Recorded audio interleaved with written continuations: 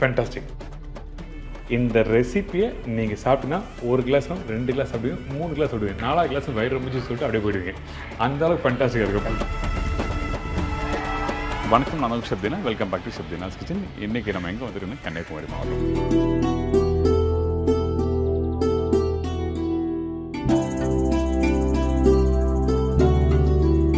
கன்னியாகுமரி மாவட்டத்தில் அப்படியே பர்டிகுலராக எந்த இடத்துல இருக்குன்னா தக்கலைன்னு சொல்லி ஒரு ஊர்.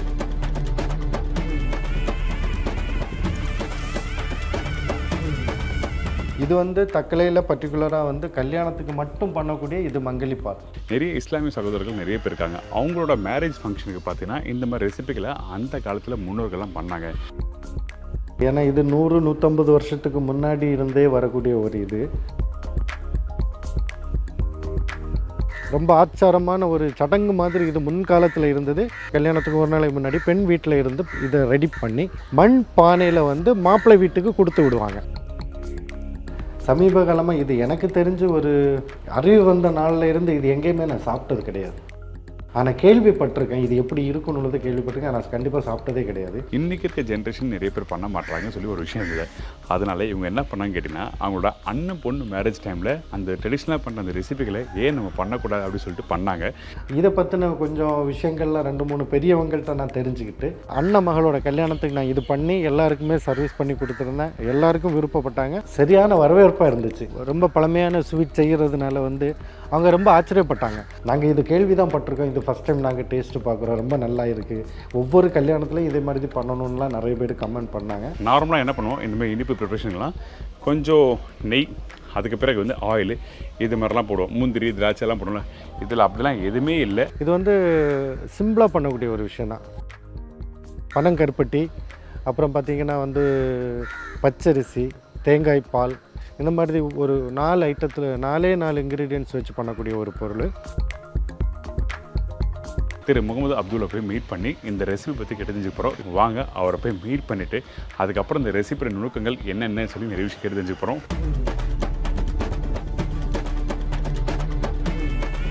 வணக்கம். வணக்கம், எப்படி இருக்கீங்க? நல்லா ரொம்ப சந்தோஷம் உங்களை மீட் பண்ணுறது. நம்ம கன்னியாகுமரி ஃபஸ்ட்டு உங்களை தான் நான் மீட் பண்ணேன். இந்த கன்னியாகுமரி உணவு தேடி வரும்போது நீங்கள் சொன்னீங்க, எனக்கு சார் கன்னியாகுமரி உணவு மட்டும் இல்லாமல் எங்கள் ஊருக்கான ஒரு ஸ்பெசிஃபிக்கான உணவுகள் நிறைய இருக்குது அப்படி சொல்லி நம்ம ஆரம்பித்தோம். அப்படியே போயிட்டுருக்கு.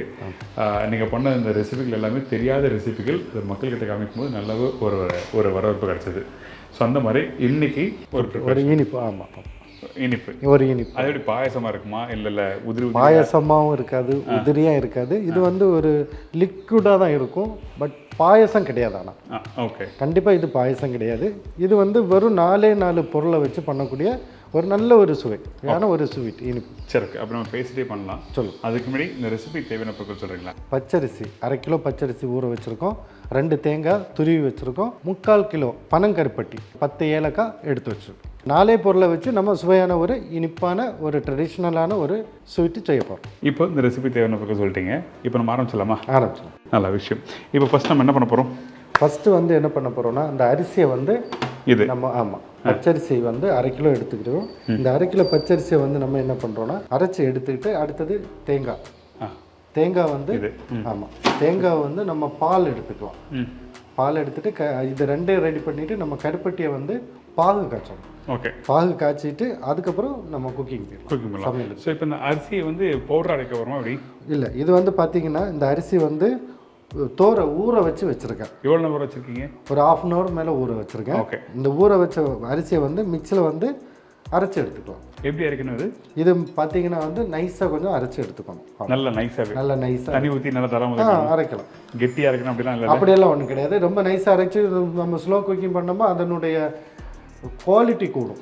சரி, இன்னும் குக் பண்ண கெட்டித்தன்மை நல்லா இருக்கும். இந்த அரிசி எவ்வளோ அரைக்கிறோமோ அவ்வளோ தூரம் வந்து அது வந்து குக்கிங் பண்ணுறதுக்கு ரொம்ப ஈஸியாகிடும். ஓகே, அரைக்கும் போது கொஞ்சம் கூட குறை இருக்கக்கூடாது, ரைட்டாக? குறைன்னு இருக்கக்கூடாது, ரொம்ப நைஸாகவும் இருக்கக்கூடாது. ஒரு 90%, 85-90% வந்து நம்ம அரைச்சி எடுத்துக்கலாம். தேங்காய் பால் அதே போல் அரைச்சி பால் எடுத்துக்கலாம், தலைப்பால் எடுத்து அதை வச்சு பண்ணிக்கலாம். திக்கான பாலா இல்லை இந்த முதல் பால் எடுத்துட்டு நம்ம அதை வச்சு குக் பண்ணிக்கலாம். ஓகே, அது திக்கான பால். சரிங்களா? இதெல்லாம் வந்து நீங்கள் குக்கிங் பண்ணுறதுக்கு முன்னாடி ரெடி பண்ணி வச்சுக்கோங்க. ரெடி பண்ணி வச்சுருக்கோம். அடுத்தது வந்து என்ன பண்ணுறோன்னா பனை வெல்லம், கருப்பட்டி. இதை வந்து கொஞ்சம் ஒரு 200 ml தண்ணி விட்டு இதை பாகு மாதிரி காய்ச்சி எடுத்து மாற்றிக்கலாம். அதே டைமில் உடச்சி வச்சுருக்கோம். முழு கருப்பட்டியை வந்து உடச்சிருக்கோம். ஒரு 3-4 பீஸ் ஆட்டு அப்படியே உடச்சி வச்சுருக்கோம். இது அப்படியே தண்ணியில் போட்டு சூடு பண்ண விட்டோம், ஆட்டோமேட்டிக்காகவே மெல்ட் ஆகிடும். ஃபஸ்ட்டு கருப்பட்டி பாவு தான் எடுக்கிறோம். இந்த பாவு எடுக்கும்போது அது ஒரு பக்குவம் எதுனா இருக்கா? இல்லை, சும்மா மெல்ட் பண்ணி எடுத்தால் போதும். சரி, ஓகே. ஓகே, இப்போ பார்த்தீங்கன்னா நம்ம கருப்பட்டி போட்டுட்டோம்.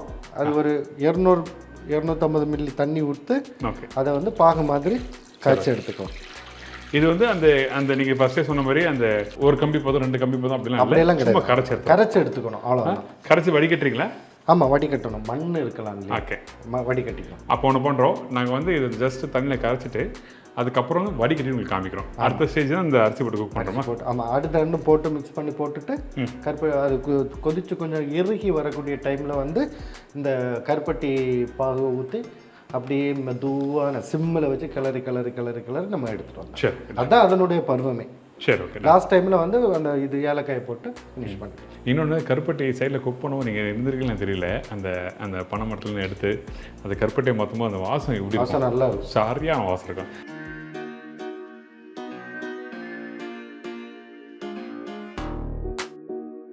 இப்போ பார்த்தீங்கன்னா நம்ம வந்து இந்த மங்கலி பால் ரெடி பண்ணுறதுக்கு கருப்பட்டியை வந்து 1 கிலோ கருப்பட்டிக்கு 250 ml தண்ணி விட்டு பாகு மாதிரி ரெடி பண்ணி எடுத்து வச்சுட்டோம்.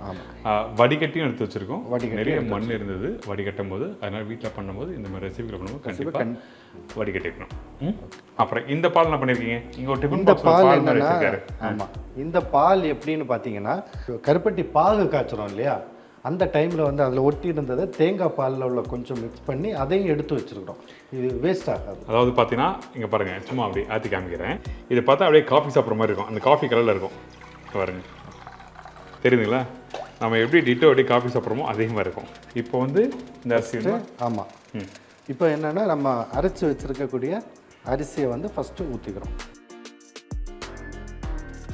இந்த பச்சரிசி ஊற வச்சு அரைச்ச பச்சரிசியை வந்து ஃபஸ்ட்டு நம்ம ஊற்றிக்கலாம். அது அப்படியே பியூர் மில்க் மாதிரியே இருக்குது, கொஞ்சம் திக்காக இருக்குது. கீழே அந்த அடி பாட்டத்தில் பார்த்தீங்கன்னா உங்களுக்கு அப்படி திக்காக இருக்கும்.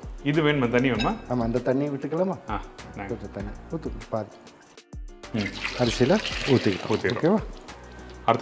அடுத்தது வந்து தேங்காய் பால்.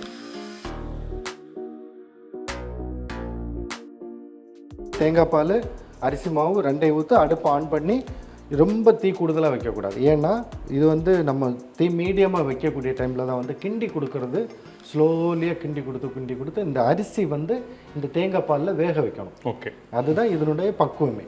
ஓகேயா? தீயை வந்து மீடியமாக வச்சுருக்கோம். மீடியம் வச்சு. இன்னொன்று வந்து உங்களுக்கு வந்து அந்த தேங்காய் பால் ஊற்றுறதுனால குக் பண்ணும்போது கர்ல் ஆகாது.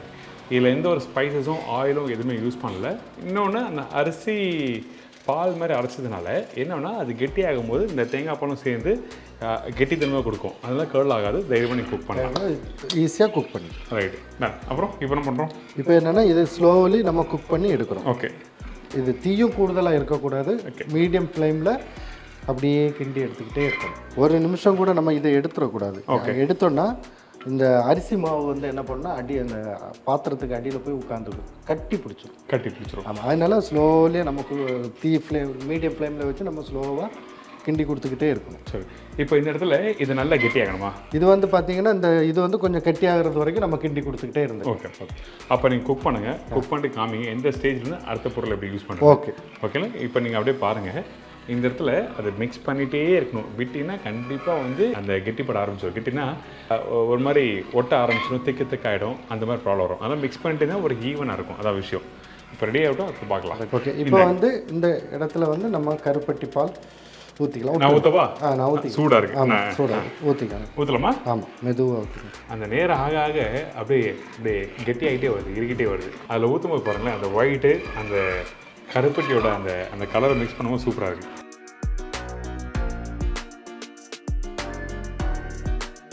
அந்த தண்ணியை வந்து ஊற்றிக்கலாம். இது ஊற்றிடுமா? ஆமாம், ஊற்றிடலாம். இது அந்த ஏற்கனவே கருப்பட்டி நம்ம காய்ச்சணும் பார்த்தீங்களா, அந்த கருப்பட்டியை இந்த தேங்காய் பாலில் பால் ஊற்றிருக்கோம். ஊற்றி தேங்காய் பால் ஊற்றி வாஷ் பண்ணி வச்சுருக்கோம்.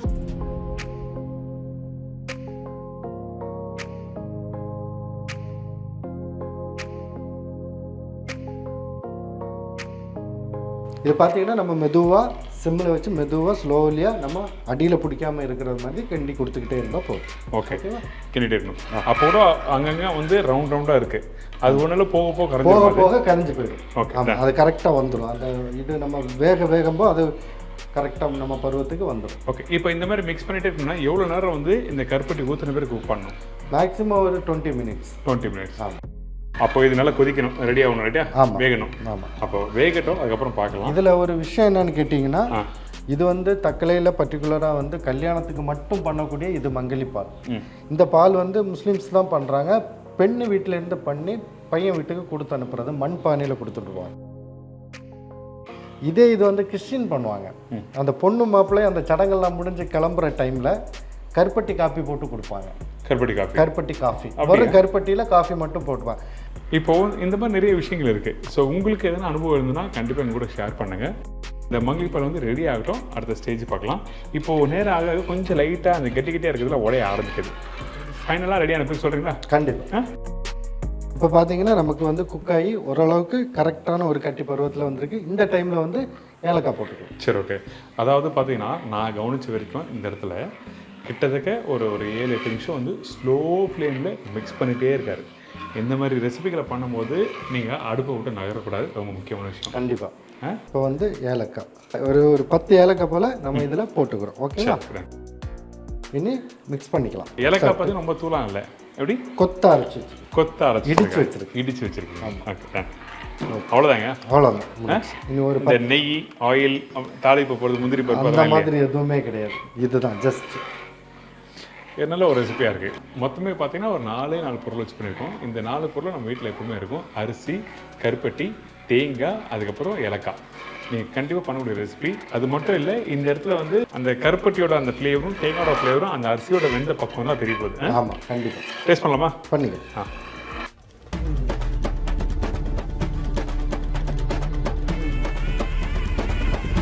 இங்கே பாருங்கள், அப்படியே ஸ்பூன் எடுத்து அப்படியே இறங்குது. ஆமாம், இதுதான் இதனுடைய பருவமே, பக்குவமே இதுதான்.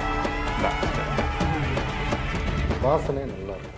கருப்பட்டி வாசனை, கருப்பட்டி இன்னொன்று அந்த பச்சரிசி குக் பண்ண அந்த வாசம் வருது. வாசனை ஏலக்காவோட வாசம்.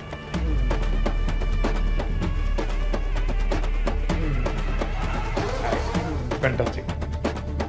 இந்த ரெசிப்பியை நீங்கள் சாப்பிட்டீங்கன்னா 1 கிளாஸ்லாம் 2 கிளாஸ் சாப்பிடுவீங்க, 3 கிளாஸ் சாப்பிடுவீங்க, 4 கிளாஸ் வயிறு ரொம்பிச்சு சொல்லிட்டு அப்படியே போயிடுவீங்க. அந்த அளவுக்கு ஃபேண்டாஸ்டிக்காக இருக்கும். உண்மைதாங்க. கண்டிப்பாக. ஏன்னா வந்து எங்கள் ஃபங்க்ஷனில் வந்து வாங்கி சாப்பிடுவாங்க திருப்பி. ஆனால் இது முழுமையாக பார்த்தீங்கன்னா அந்த கருப்பட்டியோட டேஸ்ட்டு. அந்த கருப்பட்டி வந்து நீங்கள் ஒரு சின்ன பீஸ் நீங்கள் எடுத்து சாப்பிட்றீங்கன்னா அப்போது ரொம்ப ஸ்ட்ராங்காக இருக்கும். அதில் அந்த தேங்காய் பாலும் அந்த அரிசியும் ஊற்றணும், ஒரு டைலூட் ஆகி ஒரு ஸ்மூத்தான டெக்ஸ்டர், ரொம்ப நல்லாயிருக்கு. இன்னொன்று பார்த்தீங்கன்னா லைட்டாக சூடாக சாப்பிடுங்க, அது உண்மையாக ஃபீல் பண்ணுவீங்க. கருப்பட்டி அதிகமானால் அந்த கருப்பட்டியோட டேஸ்ட் பக்கம் எல்லாம் மாறும். அதனால் நாங்கள் கொடுத்துருக்க அந்த குவான்டிட்டிக்கு கரெக்டாக ஃபாலோ பண்ணுங்கள். ரொம்ப நல்லா வந்திருக்கு, அருமையான ரெசிபி. மிஸ் பண்ணாமல் ட்ரை பண்ணி பாருங்கள். நம்ம வீட்டு பிள்ளைங்க வந்து சாப்பிட மாட்டான்னு நினச்சோன்னா அந்த டைமில் இந்த மாதிரி ரெசிபி நீங்கள் ட்ரை பண்ணி கொடுக்கலாம். ரொம்ப நல்ல ரெசிபி. உங்களோட ஃபோன் நம்பர், அட்ரஸ் எல்லாம் கொடுங்க. சார், என்னோட பேர் எஸ் முகமது அப்துல் காதர், அலிஃப் அவுட்டோர் கேட்டரிங் சர்வீஸ். நாங்கள் இருக்கிறது வந்து தக்கலை பகுதியில் இருக்கிறோம். என்னுடைய கான்டாக்ட் நம்பர் 9677779117. மக்களே, இந்த மாதிரி நல்ல ரெசிபி மிஸ் பண்ணாமல் ட்ரை பண்ணி பாருங்கள். அது மட்டும் இல்லை, இவரோட ஃபோன் நம்பரை கொடுத்துருக்கேன். உங்களுக்கு காண்டாக்ட் பண்ண வச்சுன்னா கண்டிப்பாக காண்டாக்ட் பண்ணுங்கள். இந்த ரெசிபி ட்ரை பண்ணி பார்த்துட்டு ஒரு நல்ல ஃபீட்பேக் தரணும் வச்சுன்னா கால் பண்ணி சொல்லுங்கள். எப்படி என்னோடய பேஜில் வந்து நிறைய பேர் வந்து அந்த கமெண்ட் செக்ஷனில் போய்ட்டு ஃபீட்பேக் தரீங்களோ அதே மாதிரி இவங்களுக்கும் கொடுங்க. அதாவது 20 வருஷமாக இண்டஸ்ட்ரியில் இருக்காரு, நிறைய கேட்டரிங்லாம் பண்ணிட்டு வர்றாரு. ஆனால் அந்த குறிப்பிட்ட ஏரியாவுக்கு மட்டும்தான் அந்த மக்கள் எல்லாருக்கும் தெரியும். ஆனால் இந்த மாதிரி ஒரு யூடியூப் மூலயமா 4 பேர் தெரிய வரும்போது அது உங்களுக்கு எதனா ஒரு வகையில் யூஸ்ஃபுல்லாக இருக்குன்னு சொல்லிட்டு தான் இன்றைக்கி நான் தேடி கண்டுபிடிச்சி தெரியாத ரெசிபிக்களை நான் உங்களுக்கு காமிச்சிட்டு வரேன். நன்றி, தேங்க்யூ. இதே மாதிரி நான் இன்னொரு நாள் இன்னொரு ஊரில் ஒரு புது ரெசிபி சந்திக்கிறேன். நன்றி, வணக்கம். C Baba, take care.